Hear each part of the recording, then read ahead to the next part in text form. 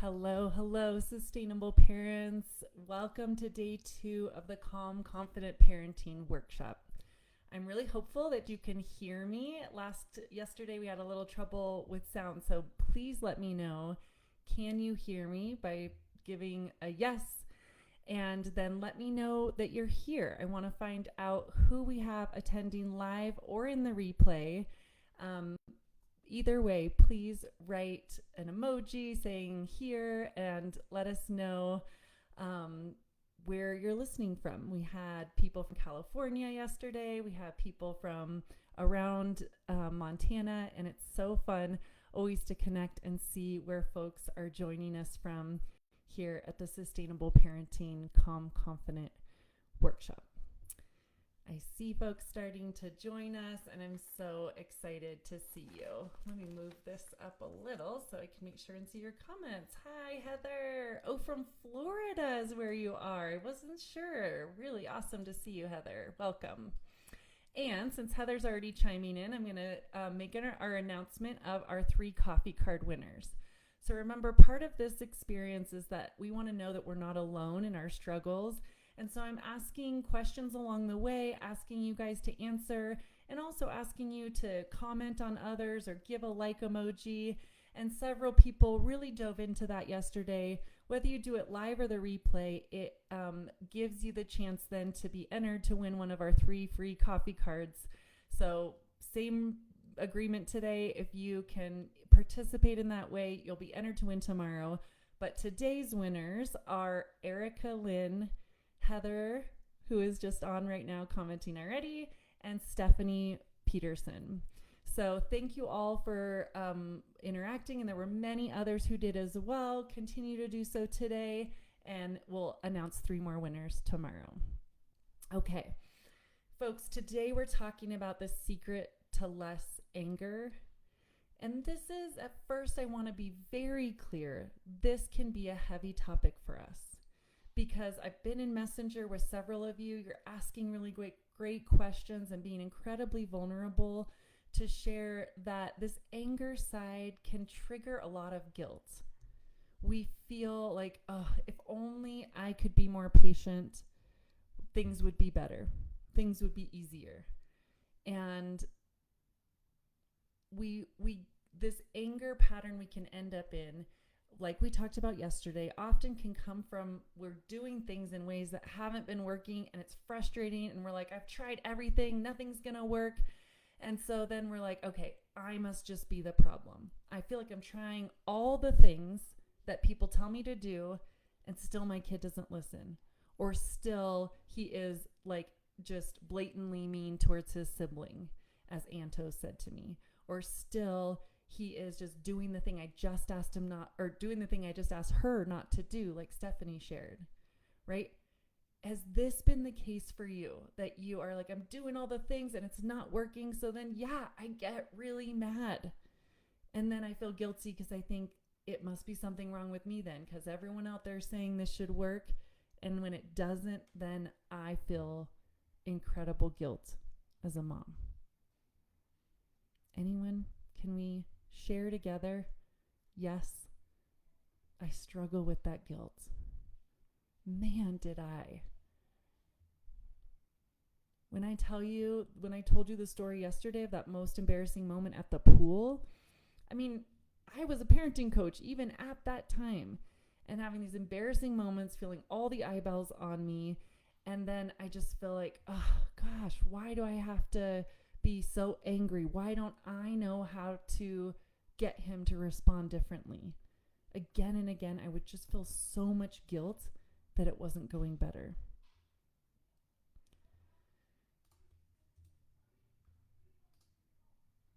And if this has been true for you, friend, you're not alone. And today's secret is really going to unlock how to get you out of that place.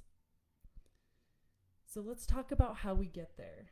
I'm just looking down at my phone because I'm noticing all the links or your comments are not showing up on the right side here for me, and I want to see them. I want to know what you're saying, and I can see you're saying things. Okay, I can see them more down here now.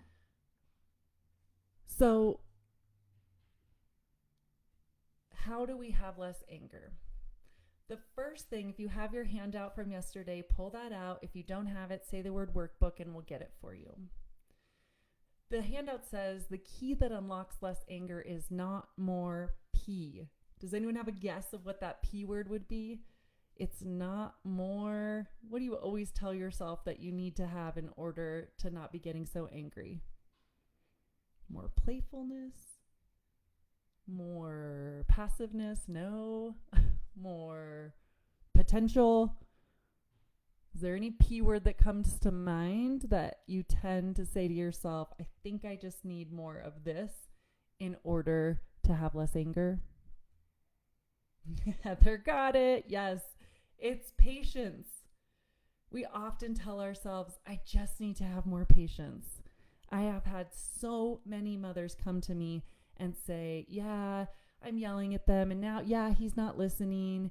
Yeah, he's not being nice to his sibling, but really it's me. I think I just need to be more patient.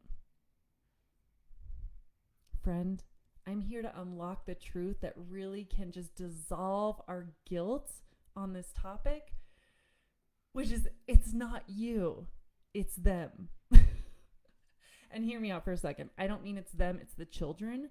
I mean it's them, the voices that are telling you the wrong advice about the road to more peace and more calm. The road to more peace and more calm is not more patience. That is a lie that inappropriately places guilt on your personality and makes you feel like you have to go to years of therapy or something. And it's so much easier. This is one of my favorite things unlocking for families is when they really get this new view of sustainable parenting tools and I master our CEO process. It's within weeks that you start to notice your kids are cooperating more and you feel more calm. Why? Because it has nothing to do with inappropriately saying you need to be more patient. What's missing are these two things. What's missing that you're needing in order to have the secret to less anger is number one, understanding child development and understanding your kid. And number two is that we need to shorten your rope. Someone write this down so I know you're following along with me, that the two things we're missing is understanding our kid and having a shorter rope. First of all, understanding our kid. So you keep getting to the end of your rope. What's missing is understanding your kid, first of all. We get this unrealistic expectation that our kids are supposed to be cooperative and reasonable with their emotions, and that when they're not those things, we're like, where is this coming from? Or as one parent told me in Messenger, like the dad would start saying to the young 3-year-old, like, what's wrong with you? And I'm laughing because I've been in that place. Like these things can come out of us like, what's wrong with you? Why are you doing this? And we're asking like a 3-year-old to know the answer.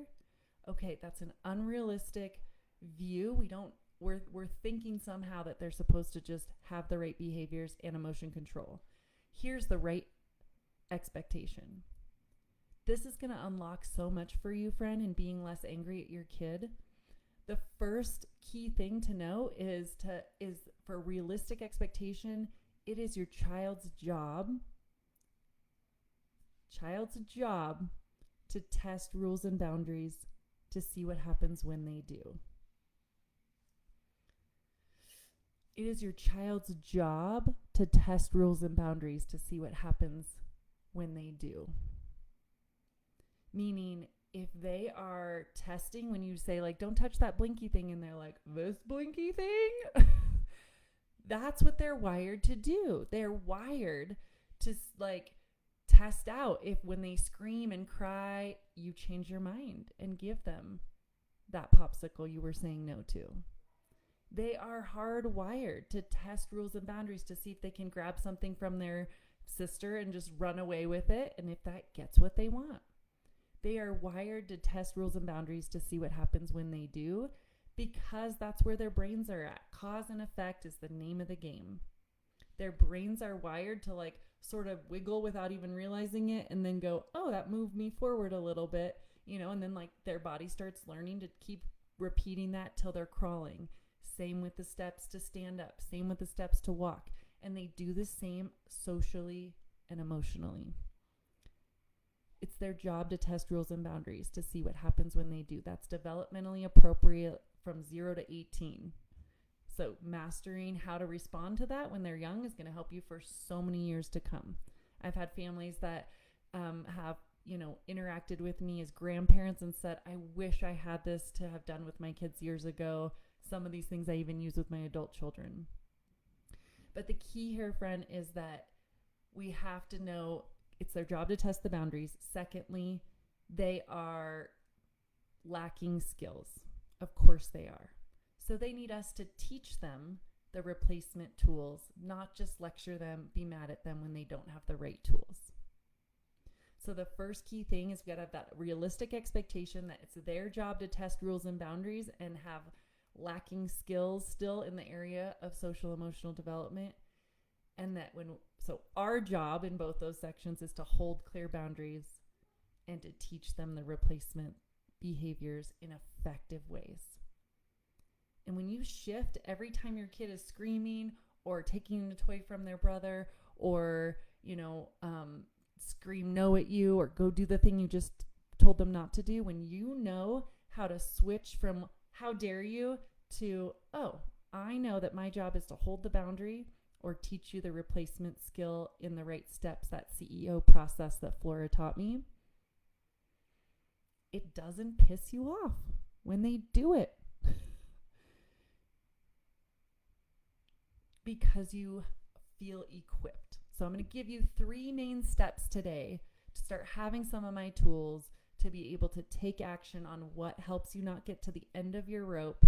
It's being able to know how to have a shorter rope with clear boundaries and knowing with those realistic expectation how to teach the replacement behavior. About clear boundaries and being a wise teacher. And there are people that go to school, our teachers, our elementary teachers, our early childhood education teachers, they go to school for 2 to 5 years to learn how to effectively bring out the best and be a wise teacher to children. So if you've been like, oh, I'm not being effective in teaching these things, of course not. I don't know why it's not more common practice that everyone enrolls in some parent coaching or parenting courses so that they get those pieces to be an effective teacher and the encouragement so you know how to hold boundaries among the things that might be pulling at your heartstrings. That's like a whole nother soapbox that I could get on, and that is my mission in this world, to normalize and encourage everyone out there to find your place, whether it's with me or someone else, that you get the parenting support and the coaching so that you can be a wise teacher and know how to emotionally work through the things that have maybe kept you from holding good boundaries so you can do the best for your kids. That's what I'm here for. There's going to be an invitation tomorrow with a huge discount, so be sure to join us tomorrow, or you can start checking that out at my website, sustainableparenting.com/mentor, to be able to know how to grab that discount, but we'll get into that tomorrow. Today, let's give you some more of the secret to less anger. First of all, hi Shane, hi Ashley, so glad to see you here. Katie, love it. She's like, understanding kids, shorter rope. She's got it. So first of all, I want to say before we dive into the 3 rules, can you identify which one has been the hardest for you? Is it understanding your kids' reasons for what they're doing, or is it having a shorter rope? Which one's harder? Oh, thanks for sharing that, Fritzy.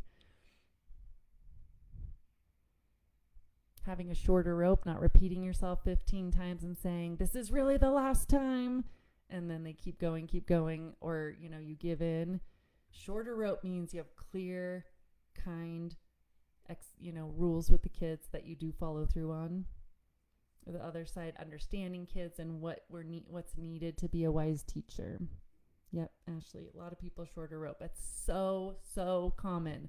If I could pull in all of my clients that I've worked with, that would be the main thing that they say. In fact, it makes me remember Dawn, who said, Molly said, what's so amazing is I feel more calm. I'm noticing at bedtime because I feel this sense of control that wasn't there before. I realized I used to have this low grade panic every night at 6:45, like, oh gosh, is it crap gonna hit the fan? And I don't feel that anymore. Our plan is working. I loved hearing Molly say that about when you know how to have that shorter rope, you've got a plan. You're not on edge, like, oh, please don't have this go south. You've got a plan. I also think of another dad who said the whole tone of our house is more calm and quieter. They know what to expect from me, and I know how to be more effective to have them do what I need them to do. So it's a total win-win. Okay, let's get to our 3 key rules I want to give you today to really embody and be able to move forward on having less anger. The first is rule number 1, to have less anger and embody these principles we're talking about. Friend, I need you to agree to something with me. Rule number 1 is we do not negotiate with terrorists. Write that down. I know it's going to seem weird, but I want you to write it down. We do not negotiate with terrorists. And I don't mean that your sweet Charlie, Susie, Jenny, whoever your child is a terrorist. Absolutely not. I have 2 wonderful kids that are like all I ever wanted in this world. And even as much as they have pushed me to the brink of sanity, they have brought me the most joy ever. And I know that's true with your kid. But what I mean is, if we enforce terrorist behavior, the tactics of them testing it out, we encourage more terrorist behavior. So first key to being on that steady place of, I'm going to have good boundaries and I'm going to know how to teach you the right behavior. So I'm not going to negotiate with a terrorist. And that means one of my favorite phrases when a kid is like, but mom, and they're testing you and you've just said no, and they're like, come on, why can't I? And what about? And blah, blah, blah. And your heartstrings are like either getting super annoyed or about to give in. I want you to use this wonderful tool of kindness and firmness. I love you. And the answer is no. Ooh, it's so good. It's so powerful. I love you. And not but. But you need to go to bed, or I love you, but we're not having a popsicle and I said it and leave me alone, or anything. I love you and we are not having a popsicle. That's it. Don't get into the little lawyer arguments. Anyone have a little lawyer that will just get you twisted and turned, and before you know it, you're like, I don't even know how we ended up here. I can't argue anymore, so I just give in. Don't go there. Just say, I love you, and the answer is no. If you love this phrase, write it down, please. Write it in the comments. Monica's got it. Yes. I have used that before in the hitting stage. Absolutely, that's great.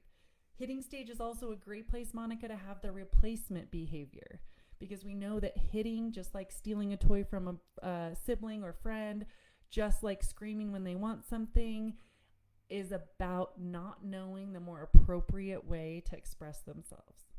It's an inappropriate expression of a completely valid need or feeling. Inappropriate expression, an immature expression of a completely valid need or feeling. So yeah, you can say, I love you, and you're welcome to squeeze this thing. You're welcome to squeeze or to come scream into this pillow. You're welcome to, squeeze your hands like this instead of hitting. I love you, and this is the boundary, or this is the replacement. I'm glad you brought that up, Monica. Ashley, I love you, and I said it's bedtime. Absolutely, girl. Rock that tonight. I love you, and it is bedtime. Love it, love it, love it. You guys are coming up with wonderful ones. So you're going to use that tonight. I love you, and the answer is no. Second one, rule number 2, you are going to be the calm in the storm. And you may say again, but I think I just need more patience. This is like the chicken or the egg. Some people tell me they think they need to be more patient in order for the kids, or in order to be effective. And actually, I'm going to give you this tool today that when you're more effective, it immediately leads to you seeming more patient. This is it. To be the calm in the storm when your kid is going high. They're arguing with you. They are hitting, harming, or screaming. Actually, sorry, not hitting or harming. If they're like screaming, arguing with you, demanding, there's some version of what I call RED, resistant, emotional, or defiant. RED, resistant, emotional, or defiant. Some version of that, you're going to be the calm in the storm because you're going to use this template. I give this in, this is one of my first favorite tools with families. Whoa, low, and slow. I'm going to end up posting this into our group page so that you can download and have that free refrigerator reminder. Normally this is only for my exclusive clients, but I want to share it with you for showing up. Whoa, low, and slow looks like this. It's a template to be the calm in the storm. When they're going high with that resistance, back talk, or getting really emotional or defiant and just walking away from you, like, I'm not going to do that, you are going to say, whoa. You pause for about 7 seconds. Maybe if they're walking away or they're getting physical, you might take your arms, take their hand by the hand, slide your arm down or hands down their arms to kind of steady them. Second part, you seem, feeling word, frustrated.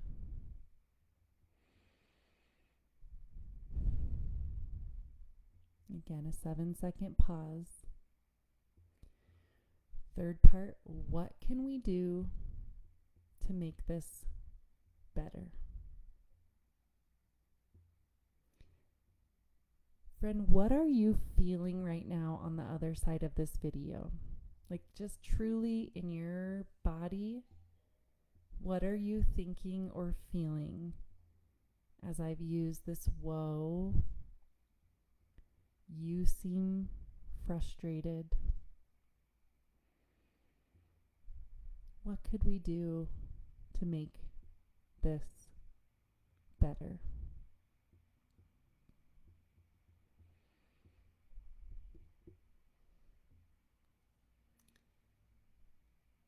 The key is the pace is slow.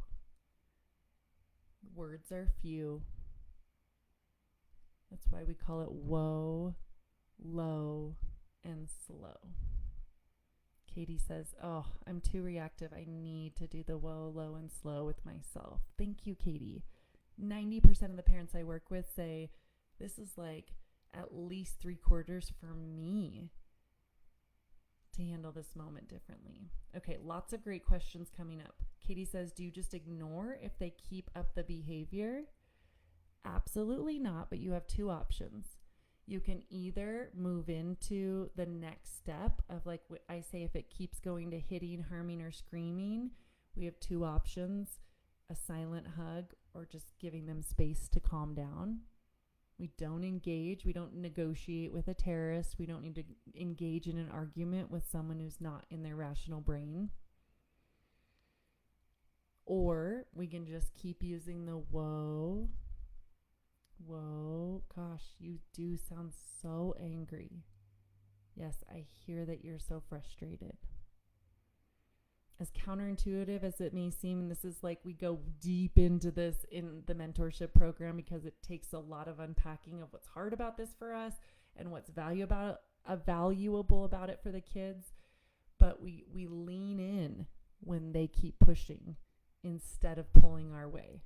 We notice that power struggle. We're like, you need to this. And they're saying, no, I'm not going to.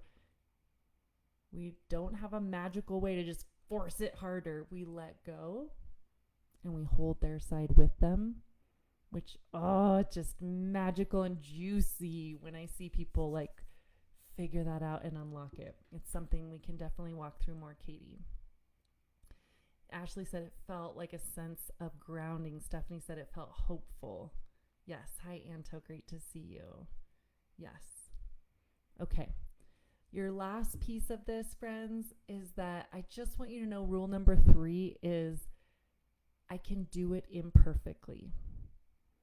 A lot of the secret to less anger is I hear parents come to me in our work together and say, it's not only that I yelled at her, but it's then that I'm like, and I'm the worst mom ever, and she's going to become a sociopath. And we go way into the future of time travel, I call it. And it's like, we expect so much of ourselves.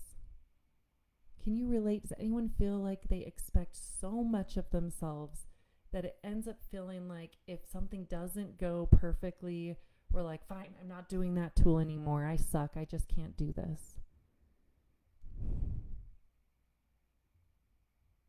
Just say imperfect if you have struggled with that at all. I can tell you I definitely have. And the rule we're going to agree to today is that we're going to just do it imperfectly, knowing that the road to growth involves a little bit of like fake it till you make it. Like the whoa, low, slow may feel very unnatural at first. Don't get in your head over it. Just try it. And if it's like, oh, that was wonky the first time, try it again. Try it 15 times to just keep at it. Know that you can do this imperfectly and still have huge results when you have the right tools. All right, friend. The homework for you today is I would like you to utilize either the I love you and the answer is no, or whoa, low, and slow. And come back to the page and share your success story. Come back and tell us how that went for you and or your child. There may be small wins, there may be big wins, but we want to hear them. Okay, friend, and tomorrow, our last day, is the best question to ask to end your daily battles. And I promise, friend, there'll be a lot more to come. And thank you so much for your time today. We'll see you soon.